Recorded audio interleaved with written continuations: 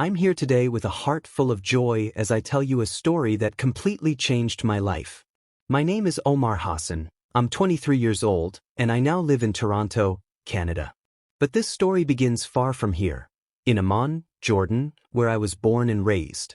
Amman is a busy city with narrow streets full of people, markets selling bread, spices, and grilled meat, and the sound of the call to prayer ringing out 5 times a day. My parents and I lived in a small apartment in a working-class neighborhood. The walls were so thin that I could hear neighbors talking, laughing, or arguing late into the night. The air always smelled like coffee and dust. Every morning I'd wake up to the sound of pots and pans as my mom made breakfast, bread, cheese, olives, and strong tea. I'm an only child, so all of my parents' hopes and dreams were on me. My dad, Hassan, is 48. He's a taxi driver who worked long hours driving through Imam'S traffic to make ends meet. He was a strict man with a loud voice, and sometimes his temper would scare me. He'd come home sweaty and tired saying, "Omar, you need to be a better Muslim. Study hard. Make us proud." He wanted me to become an engineer so our family would be respected, but his expectations felt like a huge weight on my back. I was always scared of failing him, of not being good enough. My mom, Ayla, is 42. She's a kind and caring woman who spent her days cooking, cleaning, and praying for me. She'd gently wake me up for morning prayer, saying, "Omar, come pray with us." She could see how quiet I'd become. "Omar, are you okay?" she'd ask while making dough. I always said, "Yes, Mama."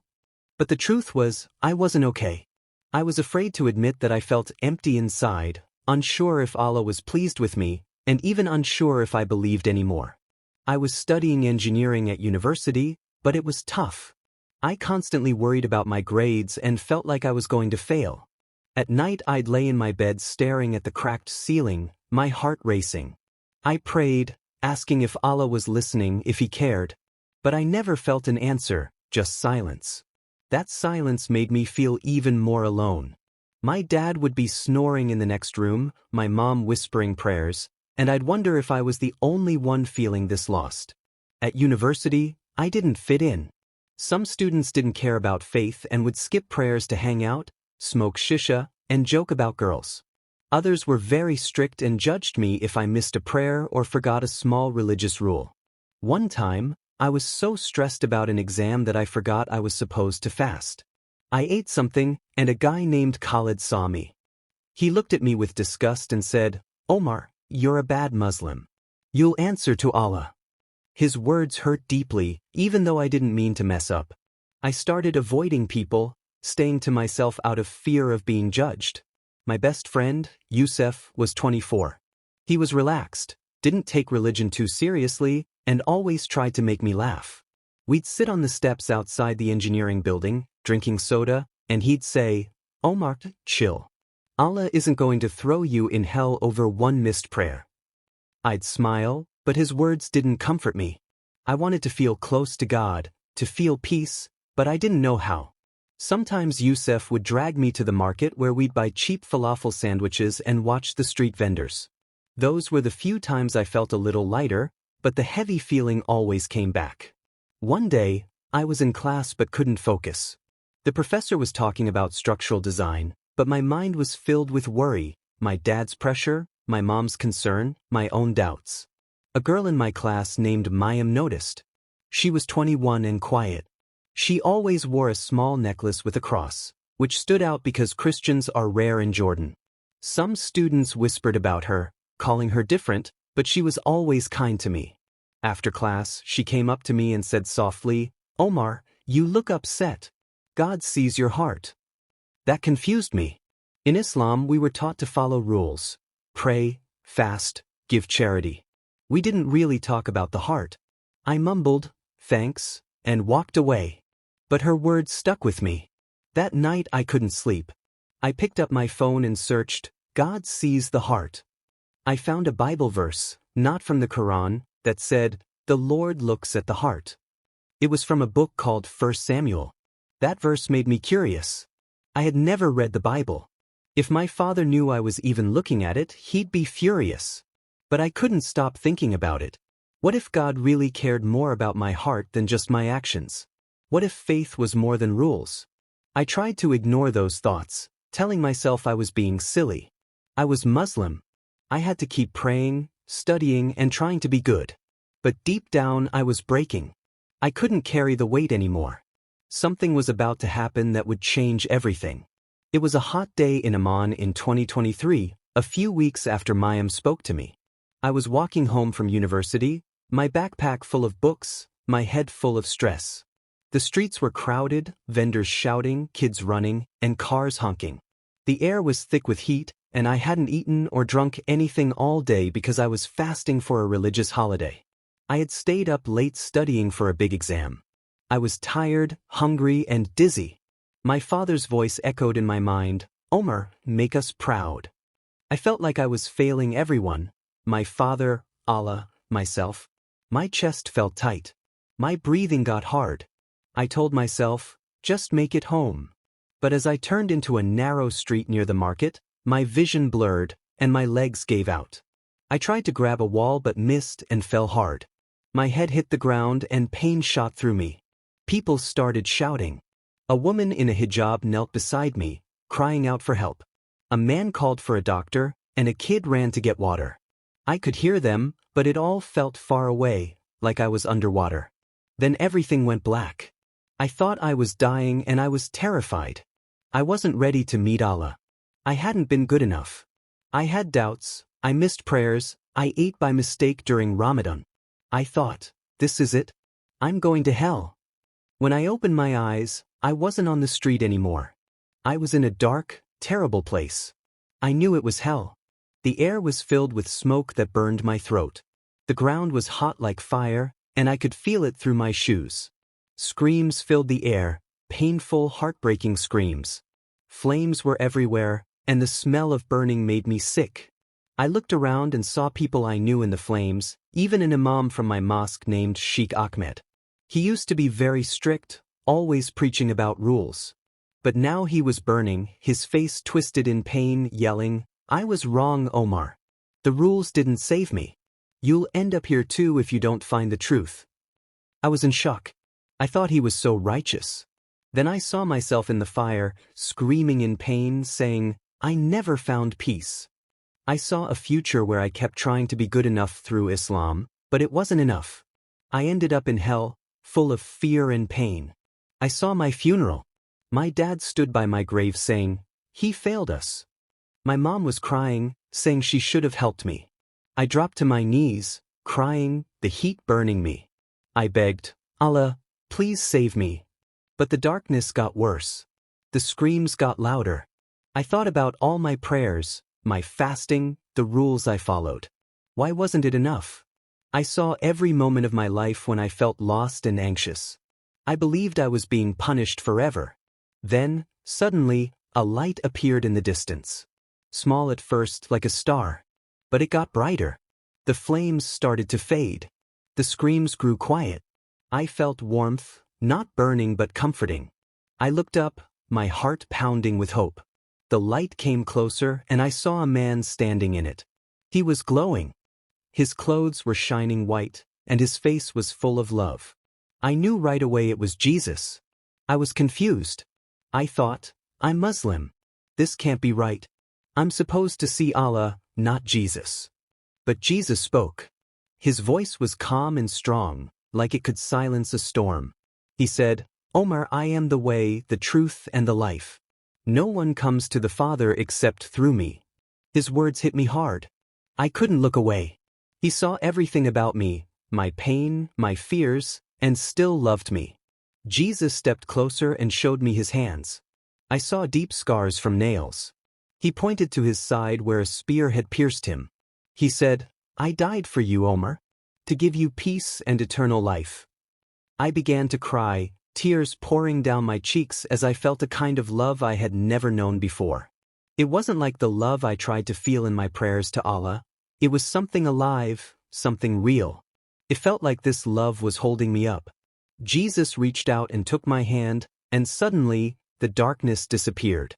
We were standing in a beautiful garden. The grass under my feet was soft and green, a clear stream flowed nearby, catching the light like diamonds, and flowers of every color, red, yellow, blue, bloomed all around.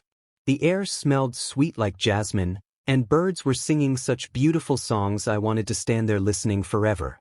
Light surrounded us, golden and warm, and I felt so safe like nothing could hurt me anymore. Jesus walked beside me through the garden, and I saw a city ahead that looked like it was made of gold. Its gates sparkled like precious stones. He said, "This is heaven, Omar. There's no fear here, no pain, only joy." I saw people there, smiling and laughing, looking full of peace. One of them was my grandfather. He was a kind man who died when I was a child. I remembered how he used to lift me on his lap, tell me stories, and sneak me candy when my parents weren't looking. I always thought he was a faithful Muslim. But Jesus told me he found me before he passed. He believed in me quietly, and now he's here with me forever. My grandfather looked at me, his eyes shining, and smiled. He waved at me, and my heart felt so full and happy, but also confused. I never knew this about him. Then Jesus showed me something that hurt. He said, "Look at your life, Omar." And I did. I saw myself praying, fasting, trying to do everything right in Islam. I saw myself kneeling, forehead on the mat, repeating words I had learned as a kid. I saw myself fasting during Ramadan, hungry and weak, but still pushing through, thinking it would please Allah. Then Jesus said, "Look closer." And I noticed something. I was empty inside. Even though I followed all the rules, my prayers felt like empty words, and fasting felt like something I was forced to do. I never felt peace. I saw myself lying awake at night, heart racing, wondering, am I good enough? Does Allah even hear me? But there was no answer, just silence. Then Jesus said, "Your actions can't save you, Omar. They can't fix the space between you and God. Only my grace can. I'm the only way to true peace." I realized my faith had left me tired, always trying to be perfect but never feeling close to God. I saw how I prayed 5 times a day, avoided pork, gave to the poor, but it was like carrying chains. I was stuck in fear. Jesus showed me how he died on the cross, how his blood washed away my sins, and how his love opened the way to God. I felt ashamed, but also deeply loved. He did this for me. Then he showed me 2 futures. In the first one, I stayed in Islam, still trying to earn paradise. I saw myself getting older, more anxious, more unsure. I collapsed again, this time for good, and ended up back in the flames. I saw my parents at my funeral. My father was cold and said, "He failed." My mother cried and whispered, "I should have helped him." My heart broke watching that. But then Jesus showed me another future. This time I followed him. I saw myself full of peace, no more fear, no more worry. I saw myself smiling, reading the Bible in a quiet room. I saw myself caring for my parents, talking to them about Jesus. I saw my father's face soften, my mother's eyes light up with hope. I saw myself at university, telling students about Jesus. They listened, some cried, some prayed. Jesus said, "This is the life I want for you, Omar. I love your family. I love your city. Go back and share my truth." I dropped to my knees, tears still flowing, and said, "But how? I'm Muslim. My family, my people, they'll hate me. They'll call me a traitor." Jesus placed his hand on my shoulder, and I felt a fire inside me, not a bad fire, but one that gave me courage. He said, "It won't be easy. They will call you names. Some will hurt you, but I'll be with you. I'll give you peace." Then he said words I'll never forget, "Come to me, all who are tired and burdened, and I will give you rest." His words gave me hope, like a heavy load had been lifted. I felt free, like I could finally breathe. I looked at him, my heart full, and said, "I'll follow you, Jesus. I want this peace. I want this life." He smiled, and the light around us became even brighter.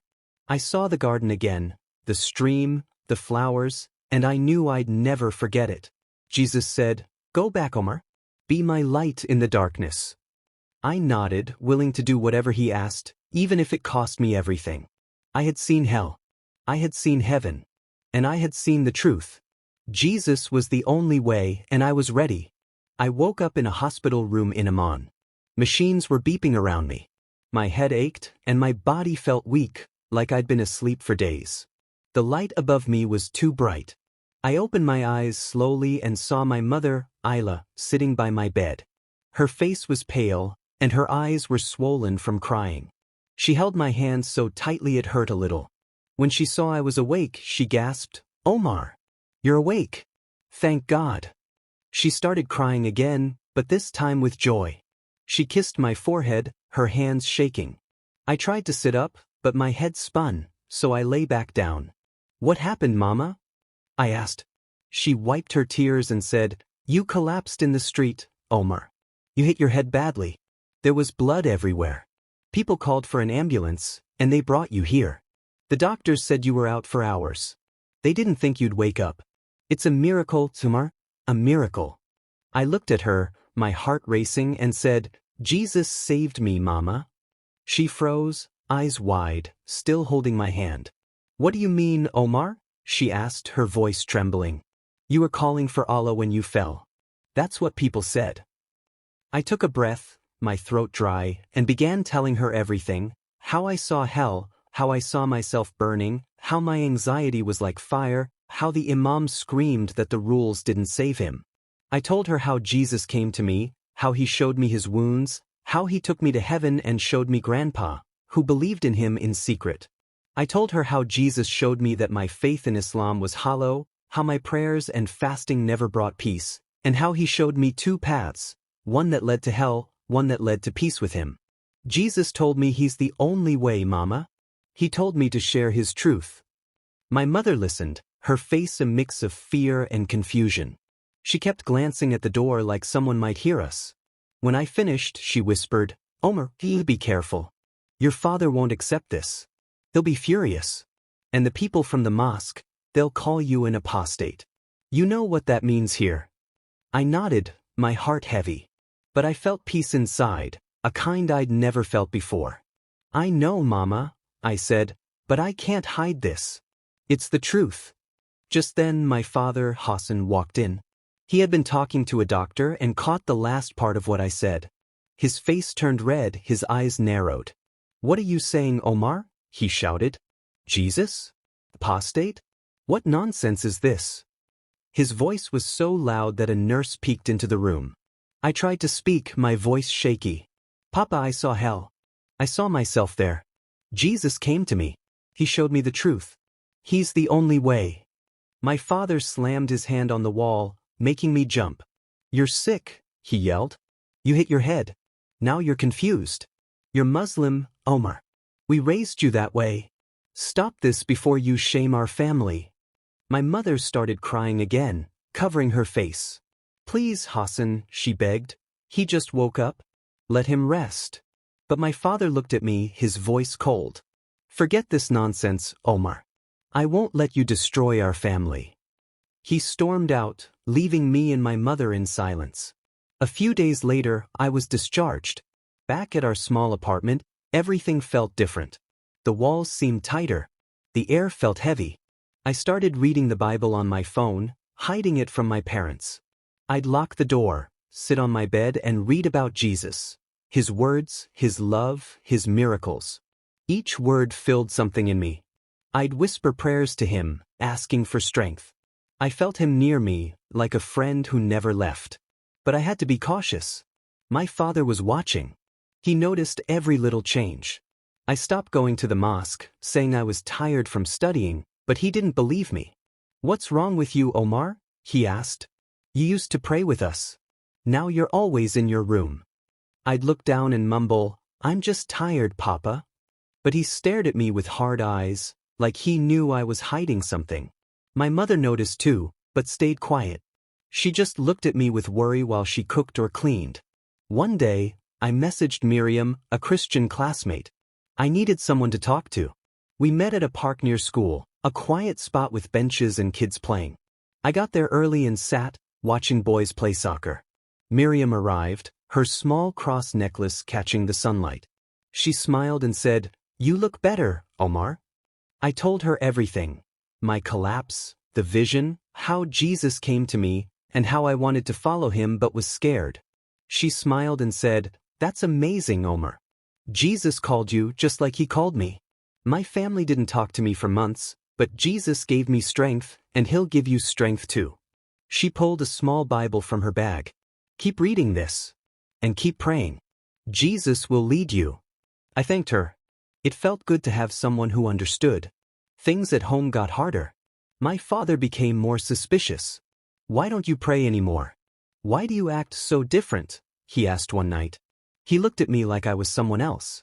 One evening, I left my phone on my bed and went to wash my face. My father entered my room and saw my screen. I had left a Christian app open. He was waiting when I returned. His hands shook with anger. "What is this, Omar?" he shouted, holding up my phone. "A Christian app? Are you turning away from Islam? Do you want to destroy our family?" My heart froze. My throat went dry. I didn't know what to say. With a shaky voice, I told my dad, "Papa, I found the truth. Jesus is the way." He gave me peace. I saw him. My father threw my phone, cracked the screen, and shouted, "You're an apostate. You'll shame us." My mother rushed in, trying to calm him. "Hassan, stop. He's our son," she pleaded. But he looked at me coldly. "You're not my son if you keep this up," and walked out. Shaking, I sat on my bed, tears falling. My mother sat beside me. "Omar, I don't understand this, but I love you. Your father's angry. People are already talking." I said, "I can't turn from Jesus. He's the truth." She nodded tearfully and hugged me. Days later, while studying, I got an email. I received a full scholarship to study engineering in Canada.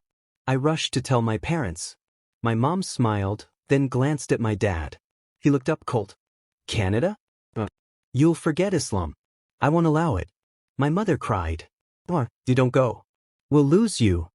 I tried to explain, "Jesus is with me. I'll be fine." My father stood. "If you go, you're not my son." That night, he returned from the mosque angrier. "They're saying we failed. You're an apostate." I felt fear, being labeled that in Jordan is dangerous. The next day, mosque leaders glared at me. I walked quickly, heart pounding. In my room I prayed, "Jesus, help me. I want to go to Canada." I felt peace. Then my father gave me a choice: stay and reject Jesus, or leave and be cut off. "If you go, you're dead to us." My mom cried, "You're all we have." I didn't want to hurt them, but I had to follow Jesus. I tried once more. "Papa, please. I'm not leaving to party. I want to follow my faith." He snapped, "This Christian lie? The mosque says you're a traitor. You're choosing them over us." I said, "I love you both. But I saw Jesus." He shouted, "Go. Don't come back." In my room, I packed just clothes, my broken phone, some books, and a Bible hidden in socks. I hoped my dad would change his mind. He didn't. My mom helped me pack. "Omar, you seem lighter. Just stay safe." I hugged her. "Jesus is with me, Mama.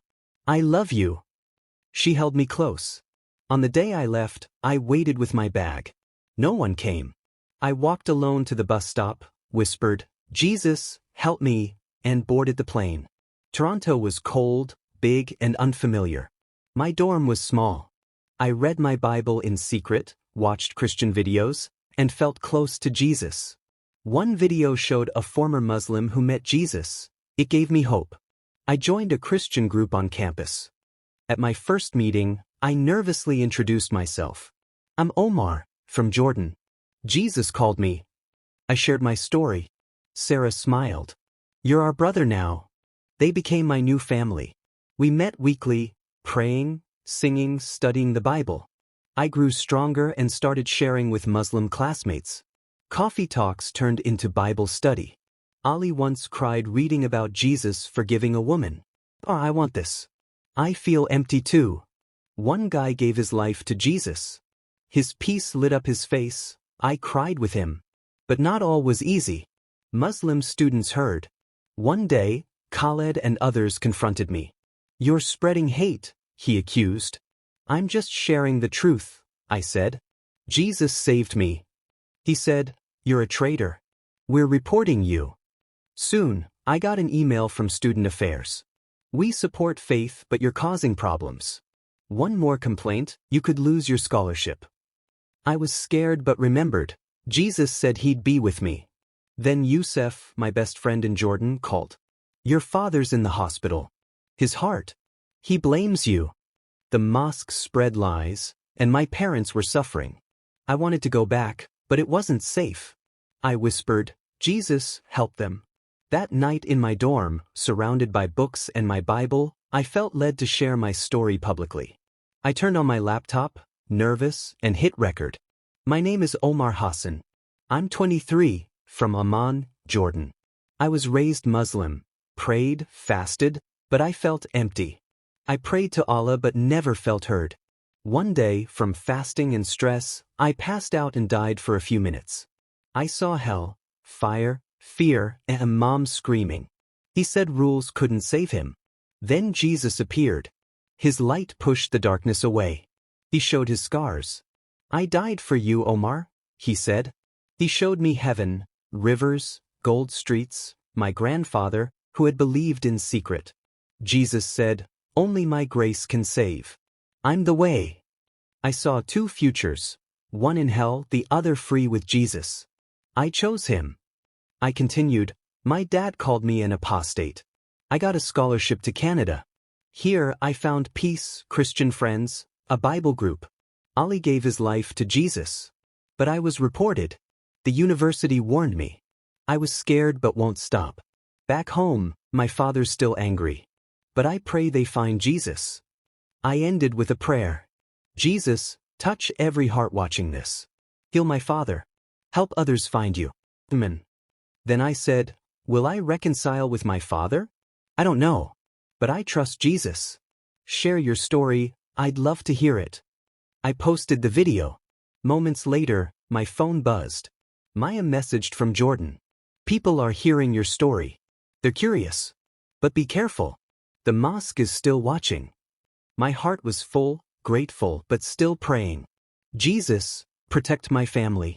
Use me to lead others to you. And again I felt his peace.